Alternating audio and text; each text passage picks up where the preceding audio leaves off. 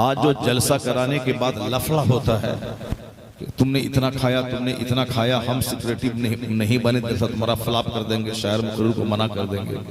ये जो ड्रामा चल रहा है, ये सारा ड्रामा इसीलिए है कि बंदा के दिल से अल्लाह का डर निकल गया है। वो जलसा में 1 मिनट नमाज के लिए टाइम नहीं देता है, लेकिन वो 1 महीने तक जलसे का चंदा कर रहा है। इसका मतलब है कि वो जन्नत के लिए चंदा नहीं कर रहा, वो सिर्फ वाहवाही, नामो नमूद, सरदारी, रोजी देता है। वही बंदों को इज्जत देता है, वही बंदों को जलील करता है। दुनिया का सारा निजाम, सारा सिस्टम अल्लाह रब्बुल इज्जत के चलाए से चलता है। अल्लाह ने ही नबियों और रसूलों को पैदा किया। अल्लाह ने ही पैगम्बर आखिर ज़मान सल्लल्लाहु अलैहि वसल्लम को सारे नबियों और रसूलों का इमाम बनाया। अल्लाह तबारक व तआला जब तक चाहेगा दुनिया रहेगी, और जब अल्लाह चाहेगा दुनिया को फना कर देगा, और इस दुनिया के बाद एक दूसरी दुनिया कायम होगी।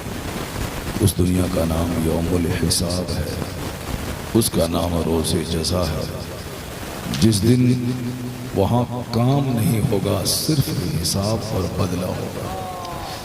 ये दुनिया काम की जगह है, और सबको अल्लाह ने आज़ादी दी है कि अपने हिसाब से जियो, जैसे तुम्हारी समझ में आता है जियो।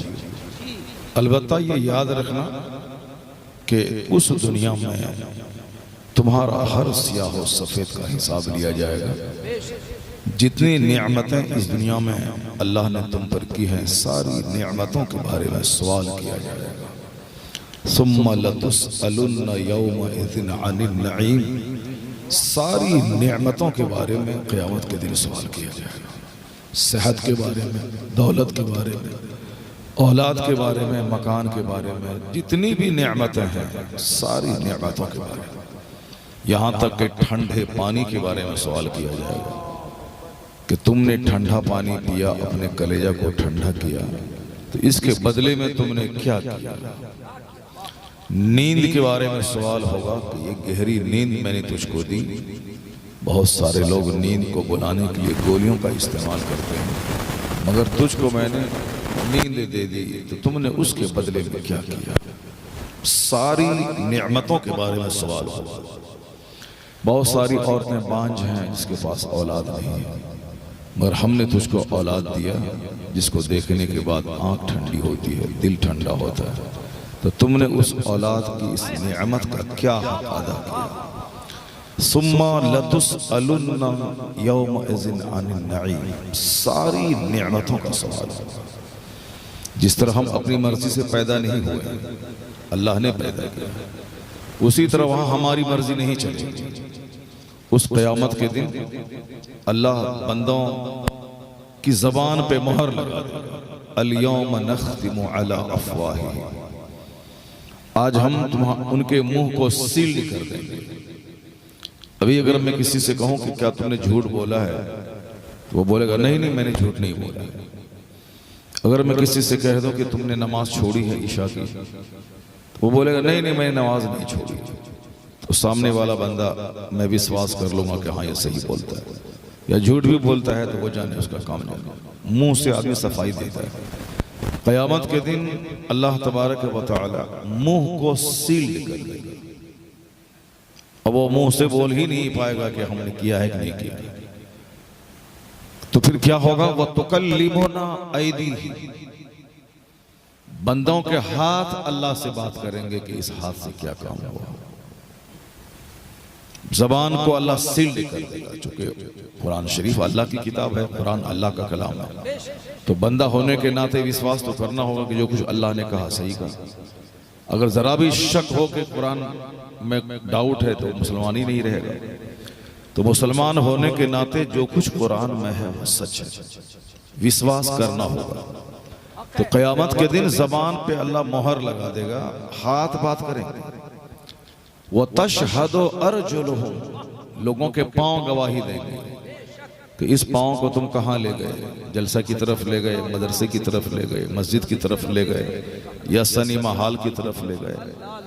नाटुंगी देखने के लिए ले गए। कहाँ ले गए इसका सवाल होगा। लोग हवाई फायरिंग करता है वो अलग बात है। जैसे ये माइक लोहे का है, मैं कह दूं बाप ये माइक सोने का है, हीरे का है, जवाहरात का है, तो मुंह है जिसको जो बोलना है बोल दे, मगर सच्ची बात क्या है कि ये लोहे का है। उसी तरीके से कोई ये बोले कि नहीं साहब मैं हिंदुस्तान का प्रधानमंत्री हूं, कौन क्या बोलेगा, तो सारे लोग बोलेंगे पागल आदमी है, प्रधानमंत्री तो ये है नहीं मगर अपने आप को प्रधानमंत्री कहता है। तो दुनिया में पागलों की कमी नहीं है, सारे लोग अलग अलग बातें करते हैं। कोई शकरपला पे फातिहा दिला के बोलता है हमारे लिए जन्नत पक्की है, कोई बताशा पे फातिहा दिला के बोलता है जन्नत हमारे लिए पक्की है, कोई नमाजें छोड़ने के बाद भी कहता है जन्नत हमारे लिए पक्की है, कोई साहब अजमेर शरीफ चला गया दरगाह पे बोलता है जन्नत हमारे लिए पक्की है, कोई कहता है कि ईद की नमाज हम पढ़े 360 दिन में एक दिन, ये जन्नत हमारे लिए पक्की है, कोई बोलता है कि साहब हम जलसे में आकर के 2 घंटा बैठ गए जन्नत पक्की है। सब अपना अपना ख्याल लिए हुआ है। अल्लाह ताला सब माफ कर देगा, जो भी गुनाह करते रहो दुनिया में सब अल्लाह माफ कर देगा। लोग अपना अपना ख्याल लिए हुआ है। तो हमारा ख्याल इस लोहे को हीरा कहने से सच साबित नहीं हो जाएगा। जो फैक्ट है, जो सच्ची बात है, वही हकीकत में सच है। तो सच्ची बात क्या है कि कयामत के दिन मुंह पे मोहर लगा देगा अल्लाह। हाथ बात करेंगे अल्लाह से, ये हाथ का इस्तेमाल कैसे हुआ, ये आंख गवाही देगी कि इस आंख को कहां कहां चलाया गया है, कहां कहां इस आंख को सेका गया है। इस पेट गवाही देगा, पेट बोलेगा इसमें कौन कौन सी हराम गज़ा डाली गई है। ये पांव गवाही देंगे कहां कहां इसको चलाया गया है। ये ब्रेन गवाही देगा कि इसमें कौन कौन से ख्यालात लाए गए हैं। किसी को बर्बाद करने का ख्याल लाया गया है या किसी को आबाद करने का ख्याल लाया गया है। सच्ची बात यही है ये मुसलमान, अगर बंदा इस पॉइंट को गौर से अपने दिल में जगह दे दे और आखिरत के इस नक्शे को हमेशा दिमाग में रखे, वो दुनिया के लिए कभी बेचैन नहीं होगा। हर वक्त उसकी नजर जन्नत और आखिरत पे रहेगी। और यही इस्लाम का सबसे बड़ा टॉपिक है। कुरान शरीफ में जितना चर्चा आखिरत और जन्नत का है उतना चर्चा किसी का नहीं। हर चैप्टर में सिर्फ आखिरत का जिक्र है। सूरे फातिहा से लेकर सूरे नास तक हर चैप्टर में सिर्फ आखिरत का चर्चा है। अब जाहिर सी बात है दुनिया तो आरजी और फानी चीज है। हम अगर 100 साल भी जिंदा रहें तो 1 मिनट है अल्लाह के नजदीक। तो अब 1 मिनट के लिए हाथ पांव मारना, मार धाड़, नमाज छोड़ना, झूठ बोलना, लंद फंद करना, दूसरों को धोखा देना, सिर्फ खाना पीना, सोना, मर जाना, ये कोई बहादुरी नहीं है। चूंकि बंदा इस पे सोचता नहीं है, इसीलिए ये दुनिया उसके लिए बहुत बड़ी चीज मालूम होती है कि यहीं मकान मिले, यहीं अच्छा खाना मिले, यहीं अच्छी गाड़ी मिले, यहीं इज्जत मिले। मरने के बाद यहाँ खरबों महासंख्यों साल रहना, जिस जिंदगी का खात्मा ही नहीं, उसके मुकाबले में दुनिया एक पानी का कतरा है। ये बात मैं नहीं कहता, जिस नबी का कलमा आप पढ़ते हैं वो पैगंबर आज़म कहते हैं। सरकार फरमाते हैं कि तुम में से कोई अपनी उंगली समंदर में दाखिल करे, अब फिर उंगली निकाल के देखे कि कितना पानी उस उंगली में लगा है। बस नॉवेल, अफसाना, तारीख, हिस्ट्री, सरदारी, बादशाहत, क़यादत, चौधराहट, इसी में सारे लोग पागल हैं। गांव का चौधरी बन जाए, चौधरी से बेहतर था कि तुम एक मजदूर, एक चपरासी बन जाते। कम से कम ईमान सलामत रहता, नमाज सलामत रहती। दुनिया में नहीं खाते बिरयानी, नहीं खाते पुलाव, नहीं खाते साहब मुर्ग मुसल्लम, सूखी रोटी खाते। 100 साल 1 मिनट तो गुजारना है, चाहे सूखी रोटी खाओ चाहे बिरयानी खाओ। असल में राहत तो मरने के बाद की है। ट्रेन पे मुझको जाना है भुवनेश्वर से कलकत्ता, चाहे एसी में चल के जाओ चाहे जनरल डब्बे में चल के जाओ। हम लोग जैसे कलकत्ता से आ गए भुवनेश्वर, कटक कटक आ गए। अब कोई एसी फर्स्ट में आया 3000 रुपये दे, कोई एसी 2 टायर में आया 2000 रुपये दे, कोई एसी 3 टायर में आया 1000 रुपये दे, कोई जनरल डब्बे में आया 300 रुपये दे। अब जब गाड़ी रुकी, सारे लोग स्टेशन पे उतरे और गाड़ी आगे पूरी के लिए बढ़ गई, तो अब हमको जलसा वाला लेने के लिए आया। और हम भी हैं, अहमद भाई भी हैं, नसीम भाई भी हैं। हम आए फर्स्ट क्लास से, अख्तर भाई आए सेकंड एसी से, नसीम भाई आए स्लीपर क्लास से। तो अब आप ये बताइए कि हम तीनों जब स्टेशन पे खड़े हुए तो अब वहाँ फर्स्ट 2 3 सब खत्म, सब खत्म था। अब सारे तीनों आदमी एक हो गए वहाँ स्टेशन पे, एक हो गए चूंकि मंजिल पर पहुंचना है, तीनों मंजिल पर पहुंच गए। बस थोड़ी देर के एसी 2 टायर में बदन हाथ फैला के बंदा अच्छा से सोया, सीट चौड़ी होती है, बस भीड़ भाड़ कम है। 3 टायर में थोड़ी सी सीट छोटी होती है, स्लीपर में मामूल बंदा बैठ के आ गया। मंजिल पर पहुंचने के बाद वो तीनों बराबर, ये वक्ती तौर के लिए थोड़ा सा आराम था। तो यहाँ कोई 1000 एकड़ जमीन जोतने वाला हो जाए, कोई डीएम हो जाए, कोई एसपी हो जाए, कोई साहब पूरे उड़ीसा का मालिक हो जाए, लेकिन मैदान क़यामत में हाजिरी देने के बाद सबकी हैसियत एक हो जाएगी। वहां नहीं देखा जाएगा तुम जमींदार बन के आया हो कि तुम पत्नीदार बन के आए हो, तुम वहां से डीएम बन के आया हो कि मास्टर बन के आया हो, कुछ नहीं। यहाँ हिसाब तुम सबको देना होगा कि तुमने दुनिया में जिंदगी के दिन कैसे गुजारे हैं, तुमने माल कहां से कमाया है, कहां खर्च किया है, बताना होगा। या तो बंदा काफिर हो जाए कि कोई खुदा नहीं है, तो फिर वो बेलगाम हो के जिए। लेकिन जब तक वह मोमिन है उसको तो यकीन करना पड़ेगा कि क़यामत के दिन मुझसे सवाल होगा कि तुमने माल कहां से कमाया, कहां खर्च किया। मिन ऐना इक्तसबहु व फीमा वज़अहु, हदीस में आया, फ्रॉम वेयर, कहां से यू अर्न दिस, तुमने कहां से इसको कमाया और कहां खर्चा किया है। शादी ब्याह में ताश के पत्ते की तरफ उड़ा दिया, नाम नमूद के लिए, खेल तमाशा करने के लिए, साहब मोश अपनी रखने के लिए, किसी नाचने वाली के ऊपर पैसा लुटा दिया। कहां तुमने पैसा खर्चा किया, हिसाब देना होगा। ऐसा नहीं कि हमने कमाया है तो हम जो चाहे सो कर दें। तुम्हारा है क्या? तुम तो एक पानी के नापाक कतरे से पैदा हुए। तुम्हारा है क्या चीज? तुम्हारे पेट में हमेशा 2 केजी पाखाना रहता है।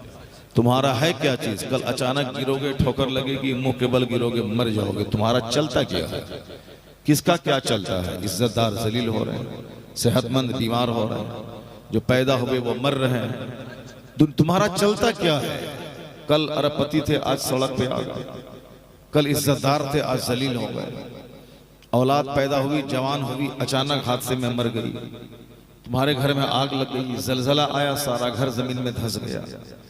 गांव में प्लेग की बीमारी आई, सारे लोग मर गए। कोरोना आया, दुनिया उजड़ गई। ये तो तुम्हारा हमारा चलता क्या है दुनिया में? इसलिए बुजुर्गों ने कहा है कि बंदों के चाहने से कुछ नहीं होता, वही होता है जो मंजूर खुदा होता है।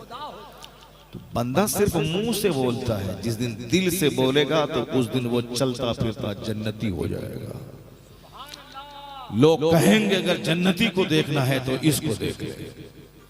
वो सोच बदलने के लिए तकरीर होती है, अपनी गलतियों का एहसास दिलाने के लिए तकरीर होती है।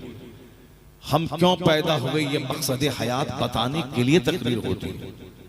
मरने के बाद मेरा क्या हश्र होगा ये बात बताने के लिए तकरीर होती है। मगर हम लोगों ने तकरीर को दिलचस्पी का जरिया समझा, तकरीर को इंटरटेनमेंट, एंजॉय, रिलैक्स, मजा करने का जरिया समझ लिया। हम लोगों ने होना क्या था, अक्कर क्या दिया हमने उसके साथ।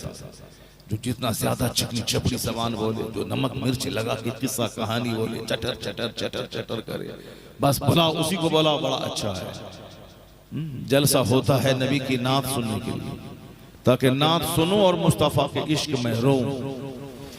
कल तक जो बेनमाजी था, फजर से तौबा करके मुस्तफा की आंख को ठंडक पहुंचाने के लिए नमाज पढ़ो, इसलिए जलसा होता है। लेकिन यहाँ नात पढ़ने वाला भी बेनमाजी हो, वो भी समझता है कि हमने नात पढ़ लिया, जन्नत मेरे लिए पक्की है। जैसे बोला कि माइक हीरे का, वैसे भी वो लोहा को हीरा समझे होगा, जन्नत पक्की है उसके लिए। क़यामत के दिन पूछा जाएगा कि तुमने नात पढ़ी, क्यों पढ़ी? बोलेगा नबी की मोहब्बत में। कहेगा झूठा है तुम पैसा के लिए पढ़ा था। तब क्या हाल होगा वहां पर? इसीलिए कभी पैसा के लिए अगर नात पढ़ा जाए तो कभी बगैर पैसे के भी नात पढ़ी जाए, ताकि क़यामत के दिन गवाही दें कि इलाही मैंने फला जगह पैसा के लिए पढ़ा था मगर फला जगह बगैर पैसा लिए हुए पढ़ा था, ताकि क़यामत के दिन काम आ जाए। एक कदम बगैर पैसे के नहीं उठता है बंदे का। क्यों? इसलिए कि वह लोहे को हीरा समझे हुआ है, अपने ख्याल में गुम है, मस्त है कि हम जो सोच रहे हैं, हम जो बोल रहे हैं वही पक्की है, सामने वाला झूठ बोल रहा है। ये मौलवी साहब क्या जानने गया, ये मौलवी साहब खाली झूठ बोल रहा है, जो मौका मिलेगा रास्ते में मार के खाल खींच लेंगे, ये हमारे खिलाफ बोलता है। दुनिया में सब लोहे को हीरा समझे हुआ। पैगंबरों ने एक टाका नहीं मांगा था बंदों से कि हम जो तुमको कहते हैं कि अल्लाह एक है, अल्लाह पर ईमान लाओ, इसके बदले में 1 रुपया हमको दे दो। किसी पैगंबर ने नहीं मांगा। ये भी नहीं कहा कि हम जो तुमको जन्नत का, आखिरत का शौक दिला रहे हैं, इसके बदले में खाना दे दो 1 टाइम का। ये भी नहीं कहा।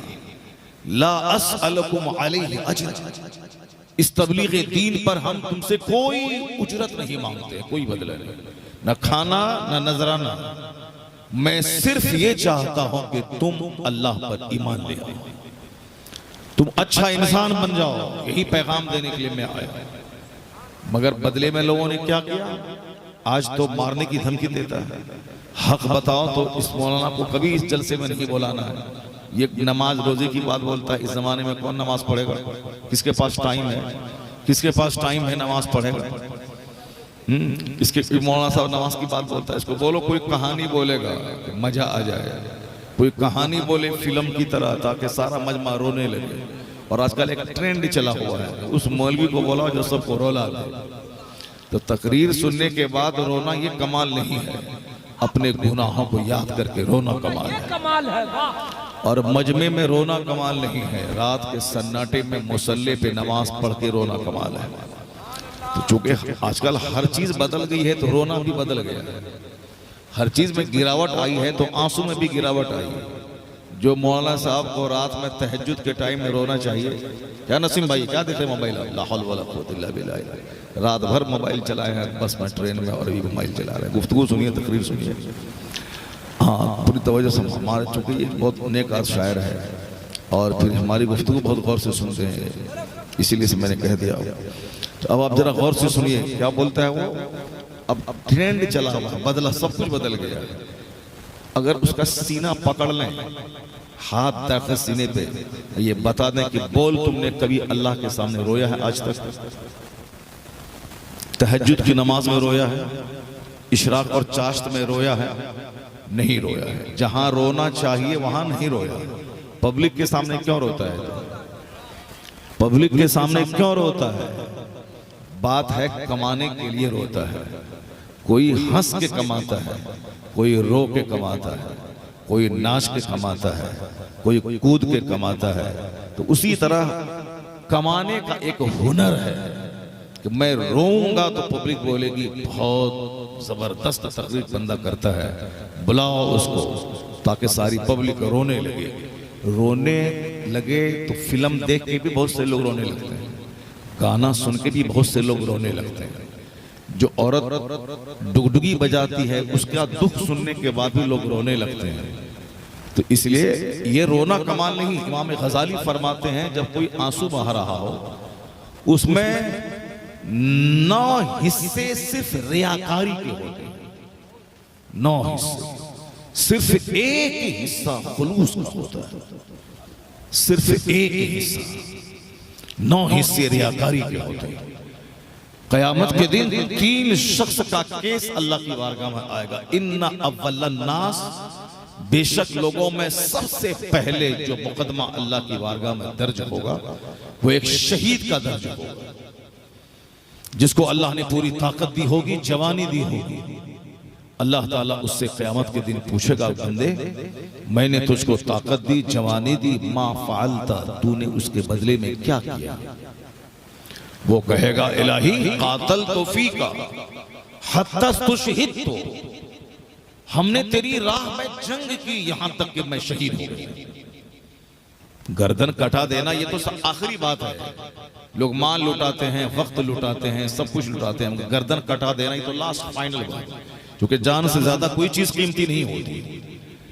वो बंदा बोलेगा इलाही मैंने तेरी राह में लड़ाई लड़ी, जुल्म के खिलाफ, कुफ्र के खिलाफ, शिर्क के खिलाफ, यहां तक कि मैं उसी जंग में मार दिया गया, मैं कत्ल हो गया, शहीद हो गया। अल्लाह फरमाएगा गजब का तू झूठ बोल रहा है। आज जो मदरसे में लड़ाई है उस लड़ाई के दूर करने का इलाज इस हदीस पाक में है। आज जो खानकाह में जंग है, मैं गद्दी नशी तो छोटा भाई गद्दी नशी, उसका इलाज भी इसी में है।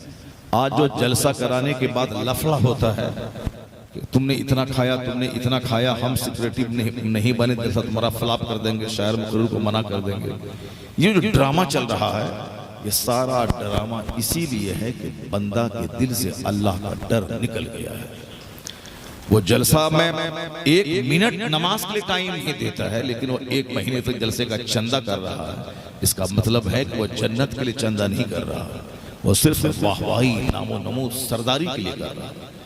अगर वो अल्लाह के लिए करता तो फौरी दिमाग में बात आती कि जलसा करना फर्ज है कि नमाज पढ़ना फर्ज है, तो वो सबसे पहले नमाज पढ़ता, फिर बाद में जलसा के लिए चंदा करता।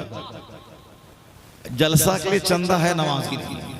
इसका मतलब है वह लोहा को हीरा समझे हुआ है, वह लोहा को हीरा समझे हुआ है कि अल्लाह जन्नत दे देगा। क्योंकि जो चीज जरूरी है वो जरूरी चीज को ना करके जो गैर जरूरी है उसको कर रहा है, इसका मतलब है कि वह साहब कूड़ा करकट को जवाहरात और मोती समझे हुआ है। तो अब इस हदीस से पाक को बंदा अगर गौर से पढ़ ले तो सारे लफड़े झगड़े सब खत्म हो जाएंगे, सब अल्लाह की इबादत में लग जाएगा, सब वो काम करेगा जिससे मेरा खुदा खुश हो जाएगा। वो बंदों को खुश करने के लिए कभी वो काम नहीं करेगा। अब देखिए, एक आदमी ने गर्दन कटा दी, सारे समाज की तरफ से काफिरों से लड़ा, गर्दन कटा दी। अल्लाह कहता है गजब तो तू झूठा है। अल्लाह कहता है कि तू झूठा है। गर्दन कटा दी, अल्लाह कहता है कि तू झूठा है। ये कोई कमजोर हदीस नहीं है, मुस्लिम शरीफ की हदीस में, जो कुरान शरीफ के बाद सबसे मजबूत किताब है बुखारी और मुस्लिम, उस किताब में ये रिवायत है। तू झूठ कहता है, तुमने इसीलिए लड़ाई की थी ताकि लोग तुम्हें बहादुर कह दें, लोग तुम्हें बहादुर कह दें। फकद कील, बस कहला गए, तुम कहला गए, बहादुरी का चर्चा हो गया। खूब गुटखा खाओ, गुटखा खाते हो तो देखिए बड़ा मसला है। अब इतना इस कदर हम मजम्मत करते, हमारी कोई तकरीर में ऐसी नहीं मिलेगी जिसमें हम ये सब बात नहीं बोलते हो, लेकिन उसके बावजूद लोग नहीं छोड़ते। जो हमको लेने के लिए स्टेज पर जलसा रेलवे स्टेशन पे आता है, वो भी गुटखा में दबाए रहता है और तकरीर सुनता है मेरी 2 घंटा, फिर उसके बाद जब जाता है स्टेशन छोड़ने के लिए पूरा रास्ता गुटखा दबाए रहता है। दिल मर चुका है, दिल में एहसास नहीं है, दिल मर चुका है। अब तो सुभान अल्लाह पहले लोग कहते थे, सुभान अल्लाह भी लोग नहीं कहेंगे क्योंकि मुंह में गुटखा है। सुभान अल्लाह बोला तो सारा थूक गिर जाएगा, कपड़ा खराब हो जाएगा।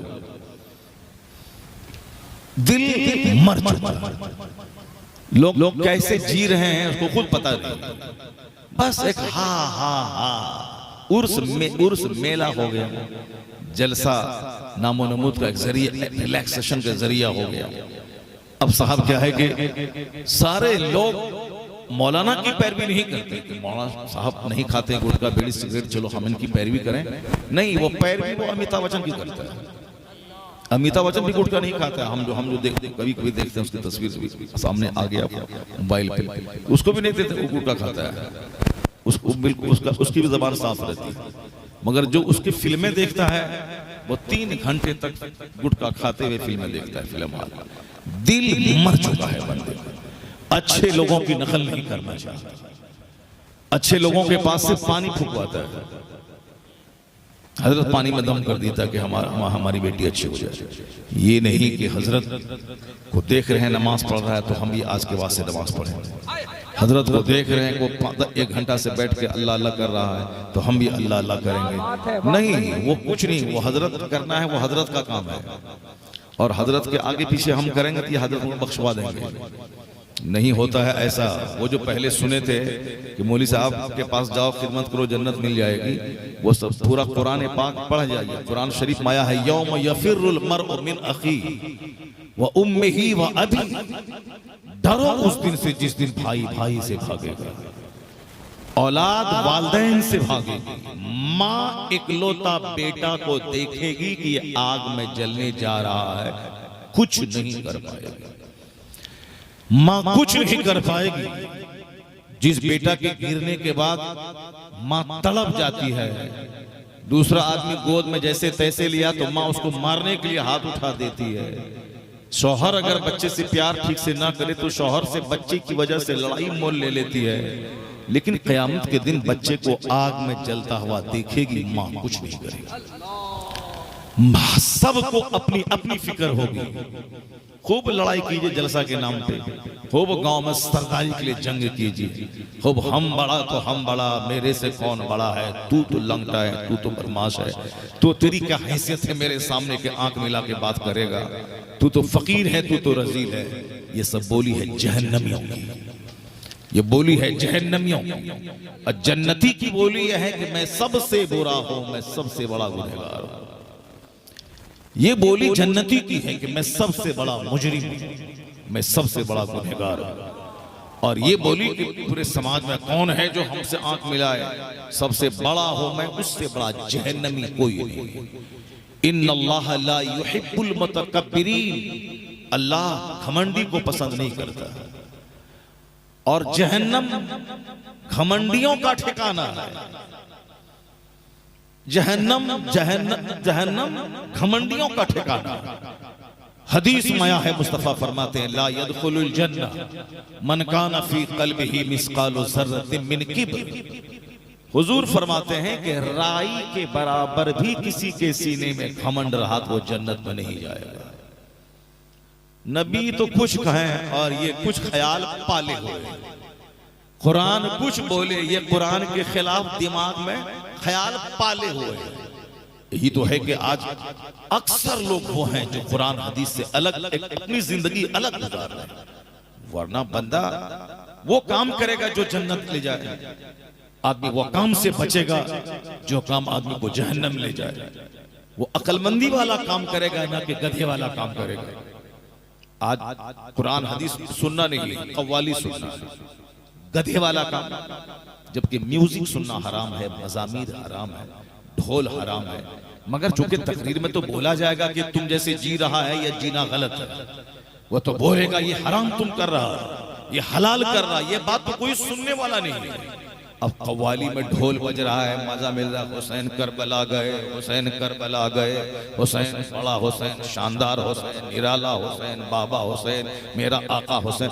चूंकि इसमें हमारी बुराई की मजम्मत तो है नहीं, ये इसे सुनने में मजा आता है, तो मजा वाला काम कर रहा है। जिस दिन हुसैन दिल में बैठ जाए उस दिन वो तो जन्नती हो जाए।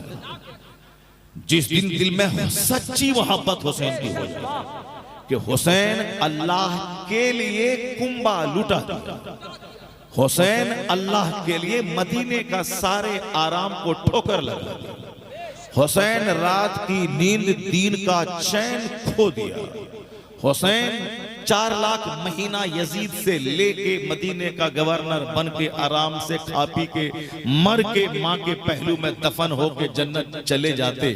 मगर ये सब कुछ छोड़ के तीर के जख्म को सहने के लिए करबला चले गए। 72 जख्म नेज़ों के, हजारों जख्म तीरों के खाने के बाद अपने दूध पीते बच्चे को, जवान बेटों को, भांजे भतीजों को सबको लुटा दिया, अपनी गर्दन भी कटा के अल्लाह की राह में अपने सब कुछ लुटा के साहब आखिरी चीज वो भी दे दिया। मगर शरीयत पे आंच नहीं आने दी, शरीयत पे आंच नहीं आने दी, जालिम का समर्थन नहीं किया।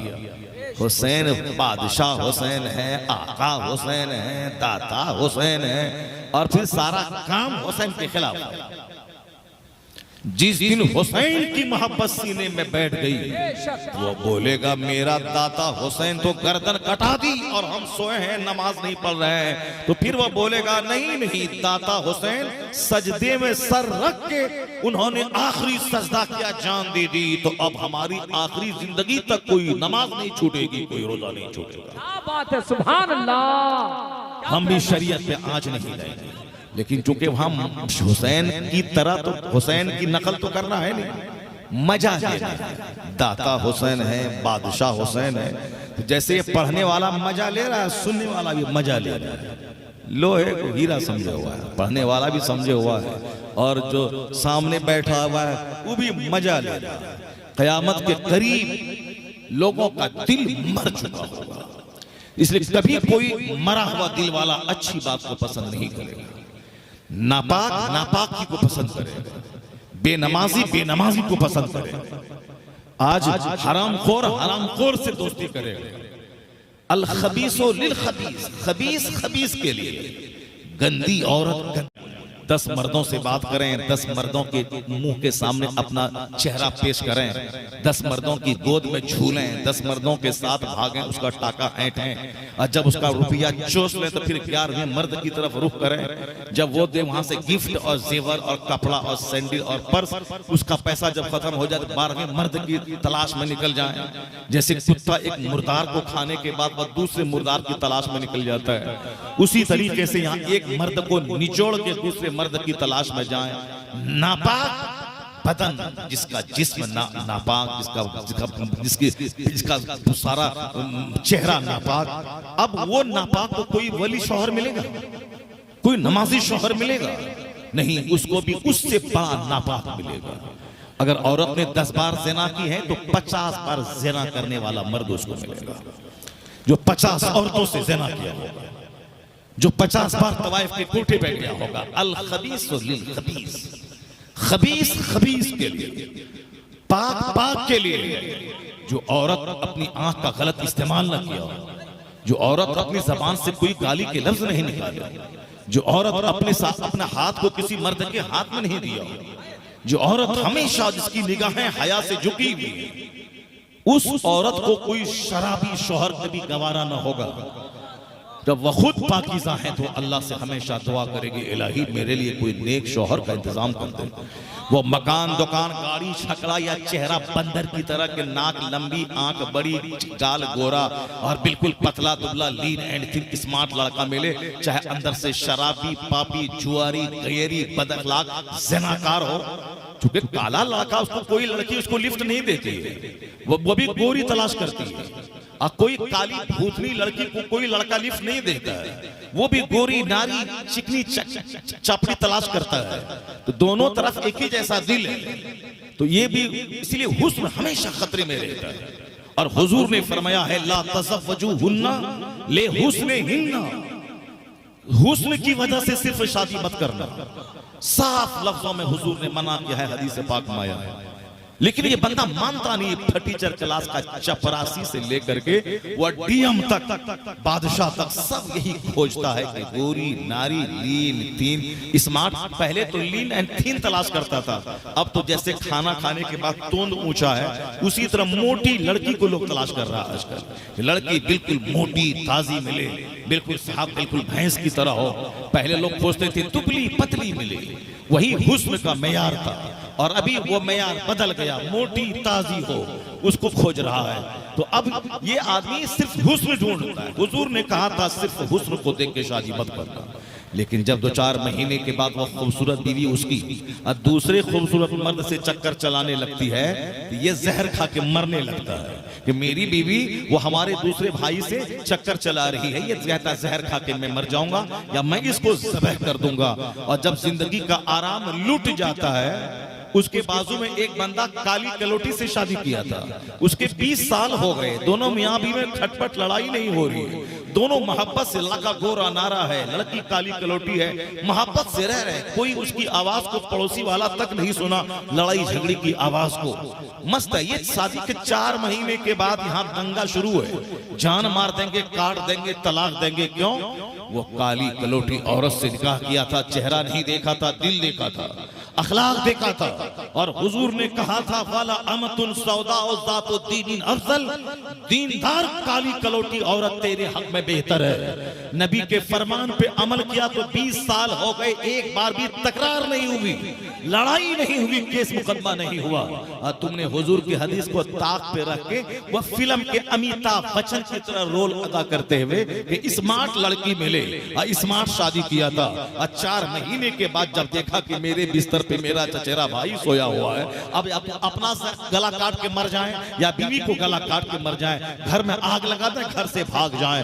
खिलाफे पैगंबर कसे रह गुज़ीर के हर चीज पर मंजिल लक़ात रसीद।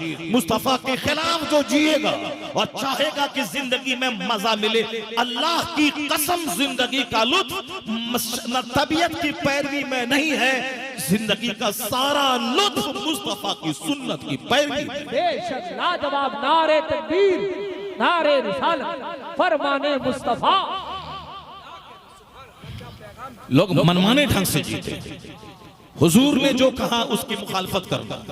अकल जब मुसीबत आ जाए तो मौलाना के पास जाके तावीज लेना है, तावीज लेना। ऐसा नहीं होता है मेरी माँ बहन बेटी, सारा काम तावीज से चल जाए, सारा काम तावीज से हो जाए। मैं लुच्चा लबरा, मेरी बीवी खबीसा मरबूदा। आजकल तो सब इस पर, पहले तो था कि शादी के बाद अगर जिक्र छिड़ा और लड़की बोल दिया कि हम एक बार बहक गए थे स्कूल में, एक लड़के से प्यार हो गया था, ये तो फौरी तलाक दे देता था। तब अब इस लड़की को हुक्म है कि अगर तुमने ऐसा कुछ गड़बड़ किया भी है तो तुम शौहर के सामने कभी मत बोलना कि हमने ऐसा किया था, तो तुम झूठ बोल देना, कहना कि नहीं नहीं हम कभी ऐसा नहीं किए हैं, वरना दिल शौहर के दिल से उतर जाओगे। तो कभी मत बोलना ऐसा हमने किया था। झूठ बोलना उस टाइम में ठीक है, इसलिए ठीक है कि शौहर के दिल से तेरी मोहब्बत खत्म हो जाएगी और उसके दिल से तुम उतर जाओगे। तो एक घर को उजड़ने से बचाने के लिए एक तो झूठ बोल देना। अब ऐसा नहीं कि तुम खूब करते रहना और जाकर वहां शादी के बाद झूठ बोल देना कि हमने ऐसा नहीं किया है। इन केस अगर ऐसा हो गया, अगर गलती हो गई तो ये बात मैं कह रहा हूं, अगर गलती हो गई, पांव फिसल गया, कभी आदमी जानबूझ के गड्ढे में गिरता है, रास्ते में कोई केला छिलका है, पांव पड़ गया, पैर फिसला, या मोटरसाइकिल का पहिया फिसला गिर गया, पांव फिसला गड्ढे में चला गया, तो आदमी गलती से गड्ढे में गिर गया। अगर गलती से कभी ऐसा हो गया तो भूले से भी अपने शौहर के सामने चर्चा मत करना। पहले तो लोग चर्चा एक बार अगर कर दिया, मर्द अगर बोला कि हम तो 5 लड़की के साथ किए थे, तो फिर वहां कुछ नहीं होता है, क्योंकि औरत बेचारी मजबूर है, परेशान है। लेकिन औरत अगर बोल दिया कि हाँ आप 5 किए थे तो हम भी 1 से किए थे, तो फिर खेल खत्म, तलाक, भागोल, मारो पीटो, खेल खत्म। तो लेकिन वो पहले जब दिल जिंदा था, जब दिल जिंदा था, लेकिन अब तो दिल मर चुका है दोनों तरफ से। इधर भी लोग मर गए हैं, उधर भी वो मर गए। इसीलिए अब अगर तुम बोलो कि 50 बार हम किए हैं, कुछ भी नहीं होने वाला है, क्योंकि ये 60 बार ये कराया है। और ये अगर बोले हमने 50 बार किए हैं, कुछ नहीं होने वाला है, क्योंकि वहां वो 60 बार करी है। इसीलिए अल खबीसु लिल खबीस, नापाक के लिए नापाक, और नापाक मर्द नापाक औरत, तो बच्चा पैदा होगा महानापाक, बच्चा पैदा होगा महानापाक। वो बच्चा पैदा होगा जो समाज का लुटेरा, समाज का डकैत, समाज का चोर, माँ बाप के सीने पे चढ़ के मारने वाला गुंडा, अपने पड़ोस की औरतों पे बुरी निगाह रखने वाला कुत्ता, अपने समाज को अपने प्लान से तकलीफ पहुंचाने वाला समाज का मुनाफिक और फासिक, ये सारा कसूर उस माँ उस बाप का है जिसका दिल मर चुका है, जो अल्लाह के लिए गुनाह से बचना नहीं चाहता, जो शादी से पहले भी मजा करना चाहता है और शादी के बाद भी अपनी हूर जैसी बीवी को छोड़कर भूतनी की खिलाफत को चाटने के लिए मुसहर और दलित के मोहल्ले में कुत्ता जैसे हड्डी ढूंढता है, उसी तरह मुर्दार को तलाश करता रहता है। पाक को पाक चाहिए, नापाक को नापाक चाहिए। पाखाने का कीड़ा उसे गुलाब नहीं चाहिए, उसे चमेली नहीं चाहिए, उसे मोंगरा नहीं चाहिए, उसे पेला नहीं चाहिए। पाखाने के कीड़ा को पाखाना चाहिए, वरना मर जाएगा वो कीड़ा। मगर जो भौरा गुलाब पर बैठता है, वो थोड़ी सी गंदगी उसकी तबीयत को मुकद्दर कर देती है, वह मर जाता है। तो ये अपने अपने मुकद्दर की बात है कि भौरा को गुलाब चाहिए, अब पाखाने के कीड़े को पाखाना चाहिए। अल खबीसु लिल खबीस, जिस गौसे आजम की जिंदगी तू बयान करने आया है, जिस गौसे आजम की करामत तू सुनता है, जिसका मालिता और तोशे कादरिया खाता है, जिस गौसे आजम का चर्चा सुनता है, जिसका लंगर खाता है, कभी तुमने गौर किया कि दुनिया का सबसे बड़ा मुबल्ली उसकी माँ कैसी थी, उसका बाप कैसा था? ये सारे वलियों के सरदार को किसने जन्म दिया, किस पेट से वह पैदा हुए, उनका बाप कैसा था, उनका खानदान कैसा था? ये कुदरत का सिस्टम है कि जैसी माँ वैसा बच्चा। जैसा बाप वैसा उसका बेटा, जैसी जमीन वैसी फसल। यहाँ औरतें खबीसा तो औलाद महाखबीस, मर्द खबीस नापाक तो औलाद महाखबीस। 1 करोड़ तावीज डाल दे अपने बच्चे के गले में और ये बोले कि नेक हो जाए, नहीं होगा। ये तुम्हारी खबासत कहां जाएगी, या तुम्हारी बीवी की नापाकी कहां जाएगी, ये सब औलाद को झेलना पड़ेगा। चूंकि माँ बाप के ब्लड का असर औलाद में होता है, माँ बाप की नेकी का असर भी औलाद में होता है। नहीं पढ़ा तुमने कुरान शरीफ में सूरह कहफ में क्या कहा गया है कि जनाब खिज़्र अलैहिस्सलाम जनाब मूसा अलैहिस्सलाम दोनों साथ जब चल रहे थे, जनाब खिज़्र ने कहा था कि आप कुछ देखेंगे तो बोलेंगे नहीं, लेकिन जनाब मूसा अलैहिस्सलाम से नहीं रहा गया, आप बोल उठे। क्या बोले? जब देखा कि एक गांव में आप दाखिल हुए, गांव वाले ने मेहमानी नहीं की, मगर गांव वाले की एक दीवार किनारे पे थी, जो दीवार गिर रही थी, जनाब खिज़्र ने उस दीवार को सीधी कर दिया। मूसा अलैहिस्सलाम से रहा नहीं गया। आपने पूछा कि ये गांव वाले ने बेवफाई की, इसने हमारी मेहमानी नहीं की, हमें खाने पीने को नहीं दिया, और आपने उसकी टेढ़ी दीवार को सीधी कर दी, ये क्या है?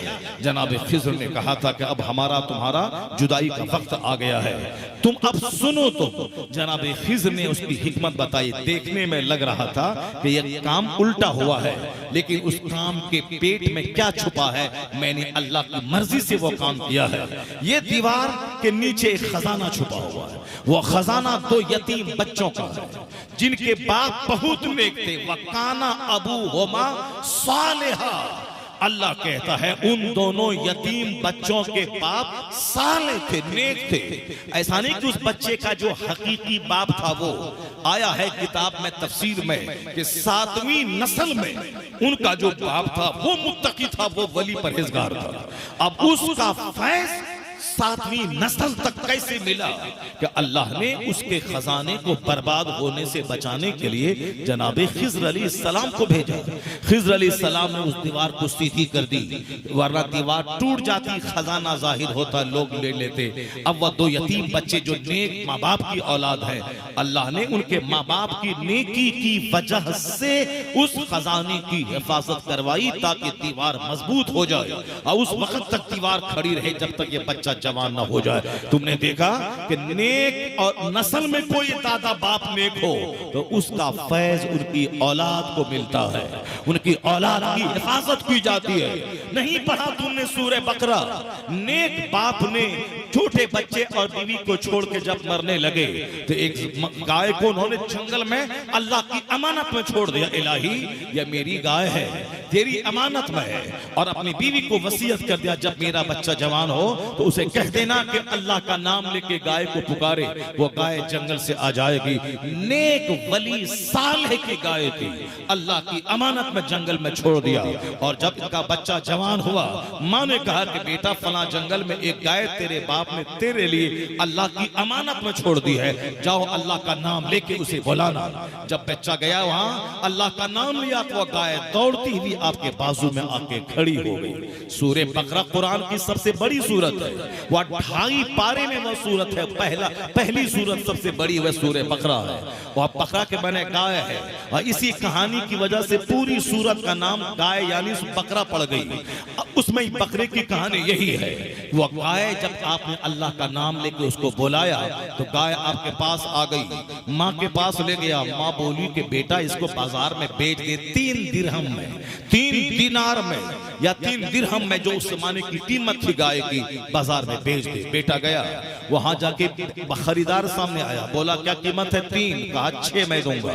कहा तो मैं माँ से पूछ के आता हूँ, अम्मी तो बोली थी 3 दिरहम में देना। अगर हमारे जैसा जोकर बेटा उस वक्त होता तो कह देता हाँ ठीक है 6 दिरहम में ले लो, 3 हम इधर पॉकेट में रख लेते, 3 जाके माँ को दे देते, चूंकि माँ 3 ही में बेचने को कही थी। मगर वफादार बेटा, कुछ भी हो जाए, नफा हो या नुकसान, माँ को खबर देना है, चूंकि माँ बोली है कि चाहे जो भी हो मगर सौदा तय होने के बाद मेरी मंजूरी को, मुझसे मंजूरी ले लेना, मेरी राय को मालूम कर लेना। बेटे ने कहा कि अम्मी खरीदार आया, मैं 3 बोला, वो 6 बोला है। कहा ठीक है, कल अगर आ जाए तो फिर कल उसको देना, और फिर देने से पहले मुझसे पूछ लेना। कल जब पान लेके बाजार में गए तो फिर खरीदार आया, कहा कितनी कीमत है? 6। कहा मैं 12 दूंगा, मैं 12 दूंगा। कहा फिर अम्मी से मैं पूछ लेता हूँ। अम्मी से पूछने गए, फिर तीसरे दिन आप बाजार में आए, कितनी कीमत है? कहा 12। कहा मैं 24 दूंगा।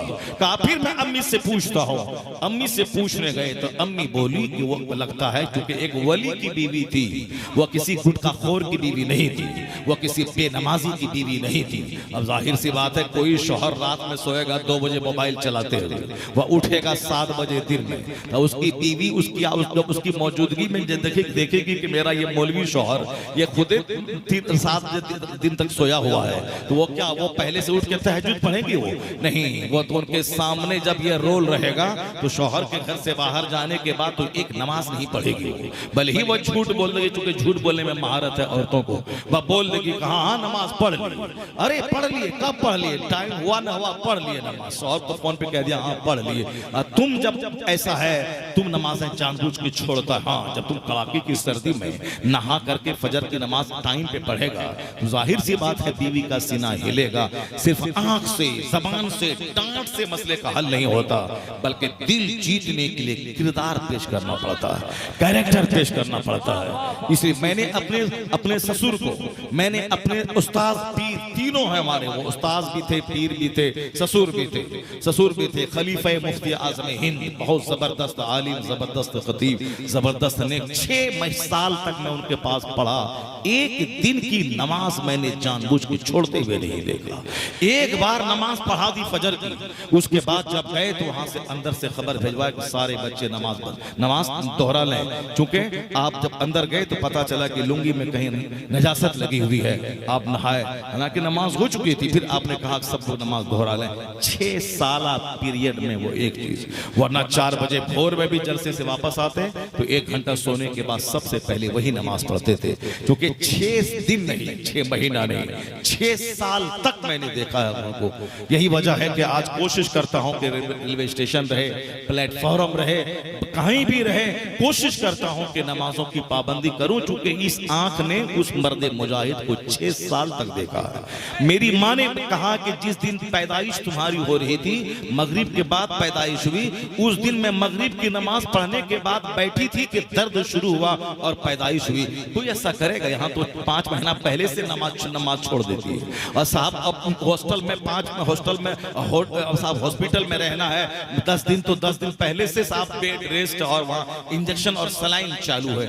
यहाँ मगरिब की नमाज पढ़ के बैठी हैं, बच्चा तबल्लुद हो रहा है। साहब जिस तरह से आप अपना कल्चर पेश करेंगे उसी तरह की औलादों के दिल और दिमाग पे असर होता है। तो मैं आपसे कहना चाहता हूँ ऐसा कभी नहीं होगा कि हम रहें बेढंगी औलाद हो जाए कुतुब अब्दाल, हम रहें बेढंगा औलाद पैदा हो जाए कुतुब अब्दाल नमाजी शरीफ। ऐसा नहीं होता है, बल्कि होता क्या है वही कि वो नेक खातून नेक मर्द के निकाह में थी।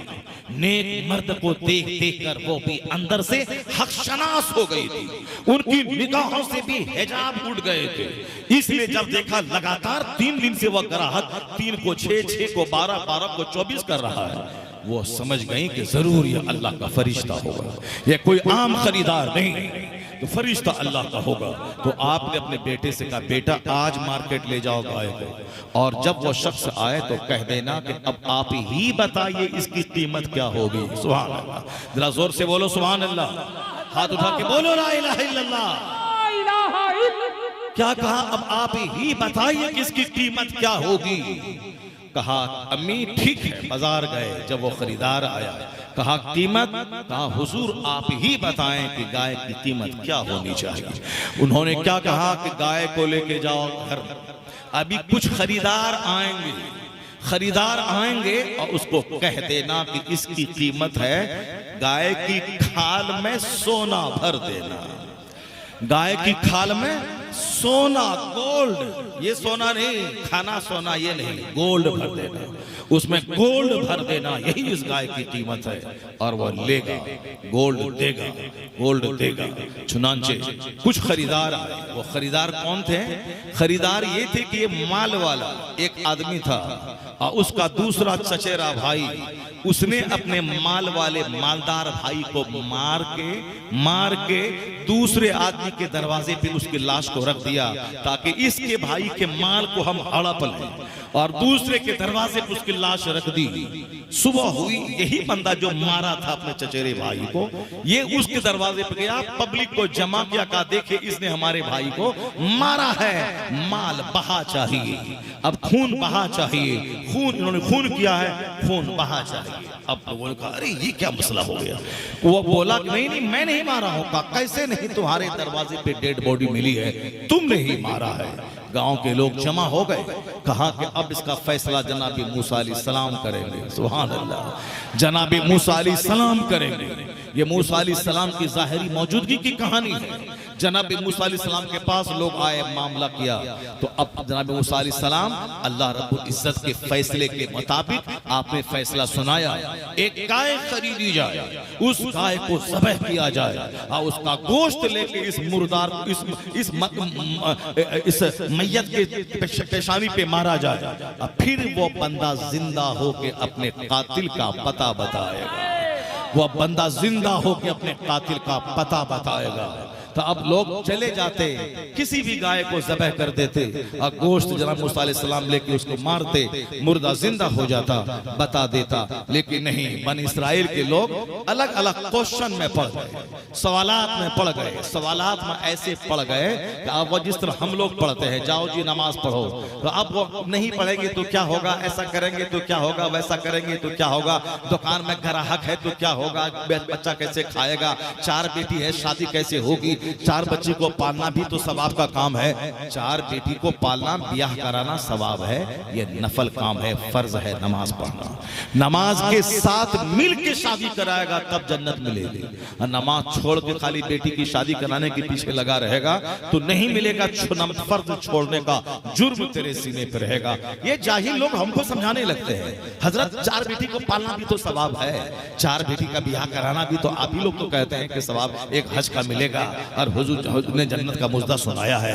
तो यहाँ हुजूर ने ये भी कहा है कि तब 2 मुसलमान आपस में मिलते हैं, मुसाफा करते हैं, तो उनके हाथ अलग होने से पहले ही गुनाह माफ हो जाते हैं। ना नमाज पढ़ना है, ना रोजा रखना है, ना हज करना है, ना ज़कात देना है, खाली साहब ये बाजार में घूमना है, पट्टा मुंडई में घूमना है और मुसलमान से मुसाफा करना है, और बस गुनाह माफ होता जाएगा। इधर ज़िना करते रहो, उधर गुनाह माफ होता रहेगा, शराब पीते रहो, गुनाह माफ होता रहेगा। वो मुस्तफ़ा साहिब शरीयत है, उन्होंने जिस मौके से जैसा चाहा वैसा स्टेटमेंट दिया है। उनकी हर छोटी बड़ी बात को मानना है। जहां मुसाफा करने पे गुनाहों की माफी का मुजदा सुनाया है, वहीं ये भी सुनाया है जो जानबूझकर नमाज छोड़े वह कुफ्र कर गया, वह कुफ्र के करीब पहुंच गया, ये भी हुजूर ने कहा है। तो आसान वाला नुस्खा ले लिया और जबरदस्त वाला नुस्खा छोड़ दिया। इसमें सबको लेना है, जबरदस्त वाला नुस्खा भी लेना है, छोटा भी लेना है, बड़ा भी लेना है। पहले बड़ा लेना है, बाद में छोटा लेना है।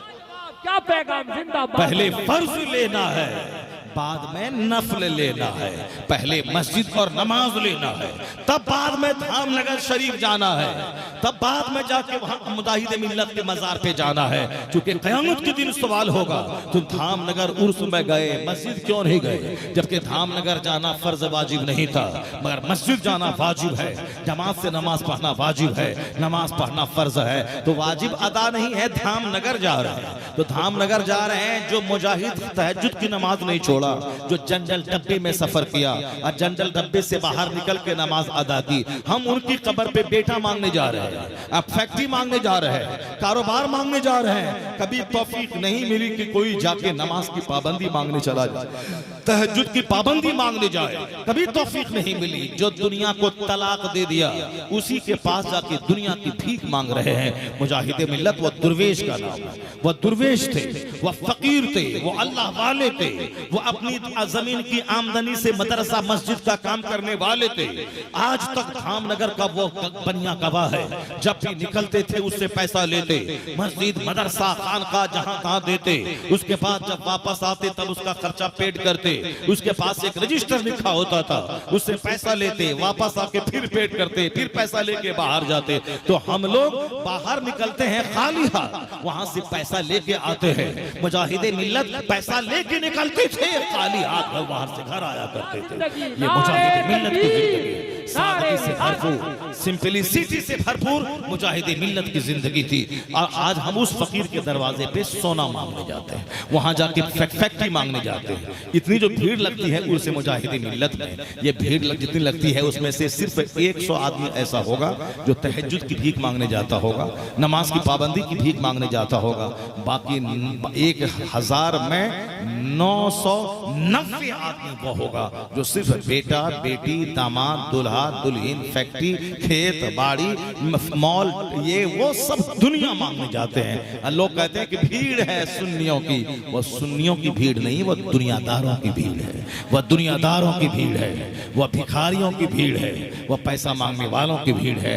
सुन्नियों की भीड़ कहाँ है? सुन्नी तो वो जाएगा वहां बोलेगा इलाही मुजाहिदे मिल्लत की सुन्नियत का वास्ता है, मुझको भी मरते दम तक जबरदस्त सुन्नी बना दे, ताकि एक आशिक रसूल 5000 महीना कमाने वाला है और दूसरा मुनाफिक नजदी वहाबी देवबंदी 5 लाख महीना कमाने वाला है। मुझको बेटी की शादी का सवाल है, एक तरफ 5 लाख महीना, एक तरफ 5000 महीना, मगर मुजाहिदे मिल्लत की सुन्नियत का वास्ता देके अल्लाह से भीख मांगे इलाही मैं 5 लाख कमाने वाले को ठोकर मार दूं, चूंकि वह बेईमान है और ये साहिब ईमान है, उसको मैं बेटी दे दूं, ऐसा जिगर मुझको अता कर दे। यहाँ तो 99 आदमी का पांव फिसल जाता है, चाहे नजदी वहां भी रहे मगर 5 लाख कमाता है बेटी दे दिया, और कमजोर कमाने वाले को बेटी ना दिया, यानी एक काफिर के हवाले बेटी कर दिया, मुर्तद के हवाले। एक मोमिन के पास पैसा कम है उसको नहीं दिया। तो अब ये आदमी वो है जो पैसा मांगने जाता है, सुन्नियत की भीख मांगने जा तो सोने की दीवार और मिट्टी की दीवार दोनों बराबर हो जाएगी, तब वो बंदा हकीकत में अल्लाह वाला हो जाएगा। सोने की दीवार और मिट्टी की दीवार दोनों बराबर हो जाए। वो माइक वहां वाला बड़ा अच्छा था, जासपुर रोड वाला, ये माइक उसी का है दूसरे का है। ये माइक ठीक करो, जरा ठीक से करो, तो गूंज ज्यादा है मगर आवाज साफ नहीं है। आवाज माइक की आवाज साफ कर दो, आवाज साफ करो। वो माइक जासपुर वाला बड़ा जबरदस्त माइक था। तो एक बार जरा जोर से बोलिए सुभान अल्लाह, हाथ उठा के बोलिए ला इलाहा इल्लल्लाह। अब जरा मेरी बात सुन, सिर्फ एक ही बात तो आज मुझको करनी है। बहुत जलसे में 2 घंटे में 10 बातें होती हैं, आज सिर्फ एक ही बात करनी है। अगर उस एक बात को आपने गौर से सुन लिया जो मैं अभी आधा घंटा से करते हुए आ रहा हूं, वही एक बात ही करना है मुझको, उसी एक बात पे गुफ्तगू खत्म कर देनी है। आज जो समाज डकैतों से भर रहा है, जो गुटखाखोरों से भर रहा है, जो चोरों से भर रहा है, जो ज़िनाकारों से भर रहा है, जो सूदखोरों से भर रहा है, जो जुआबाजों से भर रहा है, जो बेनमाजी से भर रहा है, आज कारण सबसे बड़ा मेजर कारण क्या है? मेजर कारण यही है कि जिस खेत से वह फसल पैदा होती है वह खेत ही मुर्दा है, वह खेत मर चुका है, वह खेत मुर्दा है। आज उसी खेत को जिंदा करने की जरूरत है, उस खेत को सरखेज बनाने की जरूरत है, उस खेत को सरखेज बनाने की जरूरत है। वरना अभी तो गनीमत है कि जलसा में 100 लोग हैं, मगर 50 साल के बाद ये 100 भी नहीं मिलेंगे, और 50 साल के बाद यहाँ वाज नहीं होगा, यहाँ तकरीर नहीं होगी, यहाँ पे वो मचेगा धमाल जो जाहिलों की खानकाहों में मचता है। अल्लाह वाले दुनिया से चले गए दिन की खिदमत करते हुए, लोग उनकी कब्र की चादरें बेच के पेट पाल रहे हैं, लोग उनकी कब्र पे भीड़ लगाने के लिए बड़े बड़े मशहूर कव्वाल को बुला रहे हैं, औरतों की भीड़ जुटाने के लिए धागा और तागा का कारोबार हो रहा है। यही वजह है कि मर्द बाजार पे कम जा रहे हैं, औरतें ज्यादा जा रही हैं। चूंकि हिंदुओं के मंदिर में मर्द एक मिलेगा, 99 औरतें मिलेंगी, क्योंकि औरतों को दुनिया ज्यादा चाहिए, माल दौलत। वहां उनके यहाँ हर पूजा है, शौहर की पूजा, लक्ष्मी की पूजा, दामाद की पूजा, भाई की पूजा, ये भैया की पूजा है, ये साहब राखी बांध रहे भैया की पूजा है, यह दीर्घ पति की लंबी उम्र की पूजा है, यह लक्ष्मी या दौलत की पूजा है, ये सब अलग अलग ढंग से पूजा है। माल की पूजा, औलाद की पूजा, दामाद की पूजा, हुस्न की पूजा, खूबसूरती की पूजा, सुंदरता की पूजा, विद्या की पूजा। जैसे विद्या यानी सरस्वती की पूजा को पूजो, वो अपने हिसाब से बोलता है विद्या, तालीम हासिल करने की पूजा, अरबपति बनने की पूजा, अपने मन से अलग अलग पूजा शुरू कर दिया है। दौलतमंद बनना है तो ये पूजा, लड़का खूबसूरत चाहिए तो ये पूजा, दामाद अच्छा चाहिए तो ये पूजा, भाई टाका पैसा दे तो ये पूजा, यानी सब पूजा पूजा, टाका की पूजा, पैसा की पूजा। ये ज्यादा औरतों को चाहिए, इसीलिए मंदिरों में औरतों की भीड़ ज्यादा होती है। मर्द दुकान में बैठे हैं, खैनी लटा रहे हैं, औरतें नंगे पांव साफ थाल में वह चिराग जला के, नारियल रख करके, सिंदूर रख के मंदिर वकाते हुए जा रही है। औरतों की भीड़ है मंदिरों में, मर्द बैठ के खैनी चबा रहा है और साहब पांव पे पांव रख करके चाय दबा रहा है, वहां औरतें जा रही। यही हाल हमारे यहाँ मज़ारात का, मर्द अपने घर में है, औरतों की भीड़ लगी है। यही हाल दुआ तावीज करने वाले आमिल के पास है, वहां मर्द है 5, औरतें हैं 95, क्योंकि औरतें कमजोर मखलूक हैं, वो उसकी नजर माल पे रहती है। जब पता चला कि फला बाबा के पास गए थे, वो तावीज दिया था तो कारोबार अच्छा चलने लगा। मर्द दुकान गए, ये बाबा के पास पहुंच गई। जब पता चला फला मजार पे जाने के बाद मुराद पूरी हुई और पैसा ढेर, कारोबार बढ़ता चला गया। मर्द दुकान में है, खबर भी ना हुई, मजार पे दौड़ के चले गई। इसलिए मस्जिदों में औरतें नहीं जाएंगी, चूंकि वहां नमाज पढ़ना है, औरतों का जाना मना है। जो कुछ आज चौक चौराहे पे होता, उससे बड़ा कांड मस्जिद में होने लगता। अगर औरतों को